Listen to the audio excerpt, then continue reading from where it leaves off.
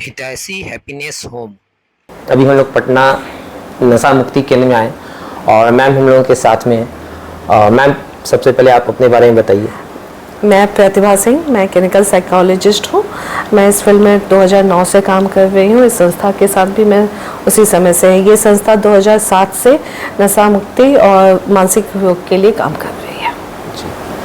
Ma'am बच्चे के अंदर, अभी हम नौजवानों के अंदर देख रहे हैं बहुत ज़्यादा नशा जो है वो बढ़ रहा है, बहुत ज़्यादा जी। अभी समाज में सबसे ज़्यादा मेजर प्रॉब्लम है, अगर आप देखेंगे तो एडिक्शन ही है। इसके पीछे लोग ज़्यादा अवेलेबल है, लोगों में जागरूकता नहीं है, लोग समझ नहीं पाते हैं, उन्हें लगता है कि ये हैबिट है। लेकिन यहाँ पे डिफरेंशिएट करना होगा।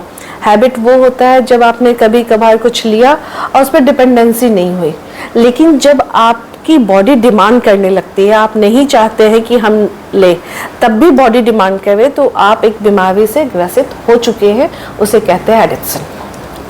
मैम इसे कैसे पहचाना जा सकता है? जैसे बहुत बच्चे तो ऐसे हैं जो काफ़ी हद तक आगे बढ़ चुके हैं तो वो समझ में आ जाता है, लेकिन हमको शुरुआती दौर में अगर बच्चे को पहचानना है, अभी के टाइम में सबसे ज़्यादा टारगेटेड बच्चे हैं वो है कॉलेज गोइंग और स्कूल गोइंग। स्कूल से ही स्टार्ट हो गया। 12-14 साल के बच्चे हम लोग के पास आते हैं फ्रिक्वेंटली, जिन्हें एडिक्शन की लत लग चुकी है। तो जब बिहेवियर चेंजेस होते हैं, आजकल माँ बाप भी बहुत बिजी हैं, दोनों पेरेंट्स वर्किंग हैं तो टाइम नहीं दे पाते। जॉइंट फैमिली का सिस्टम नहीं है कि जहाँ पे कोई तीसरा है जो देखे।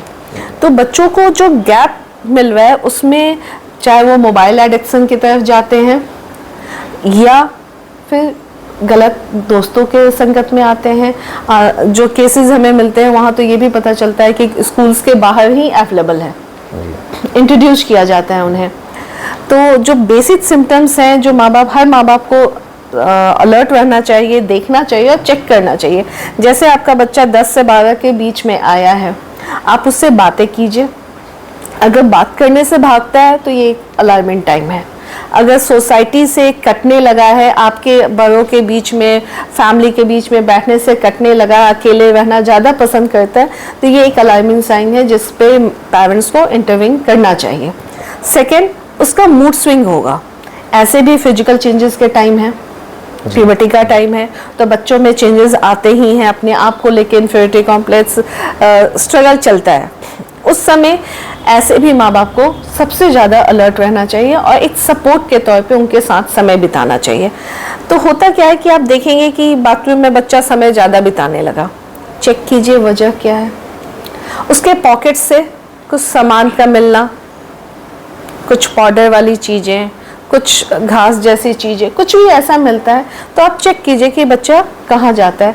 एक समय में बार बार बाहर निकलना, क्योंकि होता क्या है कि एक टाइम में अगर लेने की आदत हो चुकी है तो वो जैसे टाइम आएगा फिर से बॉडी डिमांड स्टार्ट होगा तो बच्चा किसी भी कीमत पे भागेगा। तो जब आप ये देख रहे हैं कि बच्चा अनरियलिस्टिक तरीके से अपना बिहेव कर रहा है, बाहर निकलने के लिए बेचैन हो रहा है, घर की सिचुएशन को भी नहीं समझ रहा है, चाहे कुछ भी हो, तो आपका अलार्मिंग साइन है। इन सारे नशा जो है जो बच्चे कर रहे हैं, आने वाले सिचुएशन में अगर वो हैं तो किस किस तरीके से उनके अंदर बीमारियां क्या क्या हो सकती हैं? जैसे स्कूल से जो स्टार्ट होता है वो है सुलेसन, व्हाइटनर, जो सबसे इजीली अवेलेबल हो जाता है। आप देखेंगे ऐसे भी छोटे छोटे बच्चे, आप बर्नर चौराहा पे भी चले जाइए, वहाँ पे आपको पॉलिथीन में सूंघते हुए मिलेंगे। That is one of the worst kind of addiction. उसमें बच्चे में ऐसा इंटेंस पावर आता है कि उस समय अगर आप 5-5 लोग भी उसको काबू करने की कोशिश करेंगे वो नहीं होगा। मूड डिसऑर्डर के सिम्टम्स होते हैं, बहुत एग्रेसिव होता है बच्चा। उसके एग्रेशन में वो ये नहीं देखेगा कि कौन है, फैमिली है नहीं है, क्योंकि वो एबनॉर्मलिटी के लेवल तक पहुंचा हुआ होता है। तो पहला तो ये है जो आपके मेंटल लेवल को डाउन करता है। बच्चा एबनॉर्मल ईटिंग भी कर रहा है तो आप ध्यान दीजिए। जैसे कुछ एडिक्शन है जिसमें भूख ज़्यादा लगती है, बच्चा नॉर्मल से एबनॉर्मल ईटिंग कर रहा है हर समय खाने की डिमांड में। जैसे 2 रोटी खाना मुश्किल था, आज 10-10 पे आ जाए, तो ये भी एक साइन है। नशा में जो है, अगर कुछ जैसे जीरो मूवी में शाहरुख खान ने बताया कि मेरे हाइट का वजह ये है कि मेरे फादर आप गुटखा खाते थे, आप गुटखा सिर्फ एक गुटखा खाने की वजह से। Addiction is a genetic disorder. जी। तो जैसे हम लोग अपने पेशेंट को भी ट्रेन करते हैं कि ऐसा नहीं है कि आपने लिया तो बस कहानी वहीं ख़त्म हो गई। आने वाला जनरेशन, क्योंकि आप हेल्दी नहीं हो तो आपके हेल्दी क्रोमोसोम्स कैसे ट्रांसफ़र होंगे? यानी कि उसका जो अगर किसी फादर या मदर ने, क्योंकि आजकल देख रहे हैं कुछ लड़कियां भी जो है, हम पटना में तो थोड़ा कम है लेकिन और कम सब नहीं है, कम नहीं है, ये एक गलतफहमी है। आज के डेट में आप बाहर में जाएंगे, 3 लड़के और 1 लड़की खड़ी है, तो बहुत बार ऐसा देखने को मिलता है कि लड़की के हाथ में आपको सिगरेट मिल गया लेकिन लड़के ऐसे सोबर खड़े हैं। जी जी हाँ, क्योंकि यहाँ पे एक कंसेप्ट आ गया है ना कि मैं मॉडर्न हूँ, मैं ओपन माइंडेड हूँ, I am broad, I am equal, but unfortunately ये इक्वालिटी का स्टैंडर्ड है ही नहीं। इक्वालिटी के लिए आप इक्वल लेवल पे काम कीजिए, अपनी रिस्पॉन्सिबिलिटी उठाइए, वैसे ही जैसे बेटे उठाते हैं आप भी उठाइए, पढ़ाई कीजिए, एक मुकाम पाइए और एक अच्छी लाइफ लीड कीजिए। लेकिन वो उसको करने में मेहनत लगता है, बहुत कठिन रहा है, तो शॉर्टकट में अपने आप को सेल्फ सेटिस्फैक्शन, ये चकाचौंध की दुनिया जो आज के डेट में रील्स और मोबाइल ने दिया है, बच्चे उसमें फंस के रह गए हैं। और मैम वो इंजेक्शन से जो लोग नशा कर रहे हैं, उनसे एक ही इंजेक्शन से कई लोग कर रहे हैं, HIV फैलने, हेपेटाइटिस केसेस हमारे पास भी आते हैं जी। हम इमीडिएटली PMCH रेफर किया जाता है जी, क्योंकि वहीं पे ट्रीटमेंट होती है। एक की वजह से पूरी फैमिली अफेक्टेड होती है। आप लोग मैम यहाँ पर जैसा कि अभी हम देख रहे हैं काफ़ी एक बहुत ही बेहतरीन तरीके से CCTV कैमरा, सारे लोग काफ़ी एक्टिव हैं यहाँ पर, तो आप लोगों के पास कैसे पेशेंट आते हैं? कुछ 1-2 एग्जांपल बताइए जिसकी वजह से हमारे जैसे मैं एडिक्शन पे पहले एक ब्रीफ कंसेप्ट देती हूँ कि आपके माध्यम से लोगों तक पहुँचे। जैसे ट्यूबरक्लोसिस का ट्रीटमेंट जैसे 6 महीने और 9 महीने के लिए रिलैप्स के बाद होता है। एक कंसेप्ट वर्ल्ड वाइड ये है कि एडिक्शन की ट्रीटमेंट जो होती है वो 2 साल की होती है। It is not a matter of 2 days और 3 days। आपको 2 साल, आप जब तक कंप्लीट इससे बाहर नहीं है, आप अगर बीच में ले लिए तो again the time period will start. यानी कि ये अगर आदत बन जाता है तो हमको 2 साल तक कंटिन्यू इसमें इलाज की जरूरत पड़ेगी। बिल्कुल, इलाज में हो सकता है टाइम जब मेडिसिन बंद हो जाए, लेकिन काउंसलिंग और आपका यहाँ से कांटेक्ट नहीं बंद होता है, क्योंकि लाइफ में आपको बहुत सारे फैक्टर जो हम लोग यहाँ पे आप देख रहे हैं, जो सिस्टम है यहाँ पे बेसिकली हम अपने पेशेंट को ट्रेन करते हैं। We have proper classes for them, psychological classes, जहाँ पे हम लोग उन्हें ये बताते हैं कि आप एक बीमारी से ग्रसित है, it is not your habit, it is not in your control.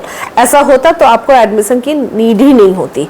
Second, addiction हुआ कैसे, उसका साइड इफेक्ट कहाँ कहाँ आपके लाइफ में आया, क्योंकि सब्सटेंस अब्यूज के वजह से आप साइकोटिक बिहेवियर पाते हैं, एटलीस्ट टू मेंटल इलनेस। तो मेंटल इलनेस आने के बाद और लंबा भी आपका ट्रीटमेंट चल सकता है, मेडिसिन आपको प्रॉपर लेनी है। और अगर एक पेशेंट चाहता है कि मैं इससे निकलूं, तो हमारे मेडिसिन इतने हैं कि आपको सपोर्ट मिलेगा, आप उससे निकल सकते हो। ना आपको क्रेविंग होगी, ना आपको बेचैनी होगी, ना कोई दिक्कत आएगा, आप नॉर्मल एकदम स्टेबल लाइफ लीड कर सकते हो। इसमें झाड़ फूंक में ना जाएं, बाबाओं के चक्कर में ना जाएं, क्योंकि इसमें और ज़्यादा साइड इफेक्ट आता है। तब मैम सबसे बड़ा चैलेंज ये होता है कि अगर हमारे इलाके में कोई है जो नशा छोड़ना चाहते हैं, तो उनको हम यहाँ तक कैसे ला सकते हैं, उनको कैसे मोटिवेट कर सकते हैं कि हाँ आप इस चीज़ को छोड़िए? देखिए, मोटिवेशन उस जब एक बार पेशेंट एडिक्शन में आ जाता है, या तो क्योंकि एडिक्शन भी साइकेट्री के अंदर आता है, तो साइकेट्री स्टार्ट ही वही से होती है जहाँ पेशेंट में इंसाइट नहीं होता है, यानी वो नहीं समझता है कि उसकी प्रॉब्लम क्या है। तो आपको 2% पेशेंट ऐसे मिलते हैं जो जानते हैं कि प्रॉब्लम है तब भी लेते हैं और उन्हें ट्रीटमेंट चाहिए। 99% रिफ्यूज करते हैं, उस लेवल पे नहीं है कि वो समझ पाए। वैसे में हमें फैमिली से ही बात करनी होती है और उन्हें स्टैंड करना होगा उसकी ट्रीटमेंट के लिए। मैम आपके पास कोई ऐसी फैमिली आई है जो बहुत ज़्यादा परेशान आपके सामने रो रहे हो और वो आती है, कह रहे हैं नहीं हमारे बच्चे को बचा लीजिए? बहुत सारी फैमिली आती है, ऐसे फैमिली भी आते हैं जहाँ पे कोई एडिक्शन की हिस्ट्री ही नहीं है। आज की डेट में इतना कॉमन हो गया है ना कि पीयर ग्रुप प्रेशर को सस्टेन करने के लिए भी बच्चे लेने लगे हैं। तो वैसे में क्या होता है कि एक बार एडिक्शन घर में घुस गया तो सिर्फ पेशेंट तक नहीं है, फुल फैमिली अफेक्टेड होती है। घर से पैसे चोरी होते हैं, आप कि बच्चे का बिहेवियर की वजह से फुल आसपास का एनवायरनमेंट भी बच्चा चिल्लाता है, हंगामा करता है, तोड़फोड़ करता है, वैसे में फैमिली जो जिसने कभी ऐसा झेला नहीं है उन लोग के लिए बहुत टफ हो जाता है हैंडल करना। फेथ सोसाइटी का जो प्रेशर है कि अरे उनका बच्चा एडमिट हो गया रिहैब में, तो रिहैब तो मैं लोगों को बोलूँगी कि ये एक एंड नहीं, ये स्टार्ट है लाइफ का, जहाँ आके आप फिर से अपनी नई लाइफ वापस से स्टार्ट कर सकते हैं, जी सकते हैं। लेकिन अगर आपने छोड़ दिया तो that will be the end of the life.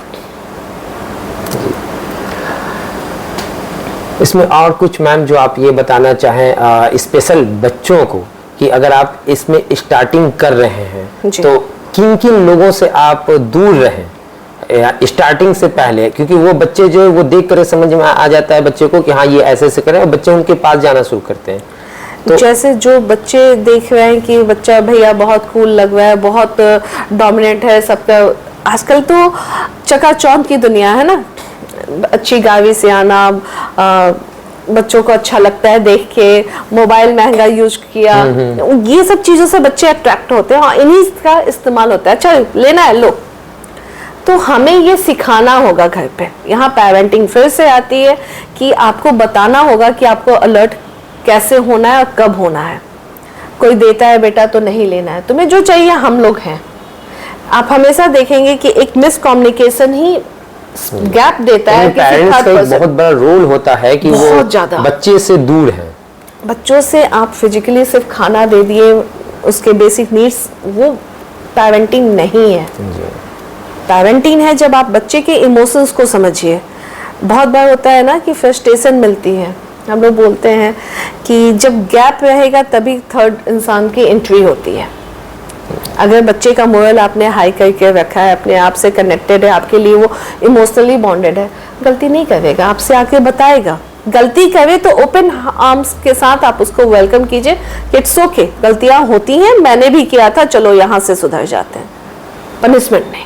जी, ये बहुत बड़ी बात है। बिल्कुल। बहुत सारे गार्जियन ऐसे पनिश करने लगते हैं। नहीं, जब बच्चा भागेगा, निगेटिव होगा, आपसे दूर चला जाएगा, और वो उन लोगों के पास, क्योंकि बच्चे जो होते हैं ना वो सिर्फ अपनी इमीडिएट प्लेजर पे चलते हैं कि जहाँ पे उनको संतुष्टि मिल रही है, तो उनको भी वेटेज दीजिए, उनको समझिए कि वो एक इंडिविजुअल है फैमिली में जो एक रोल प्ले करता है।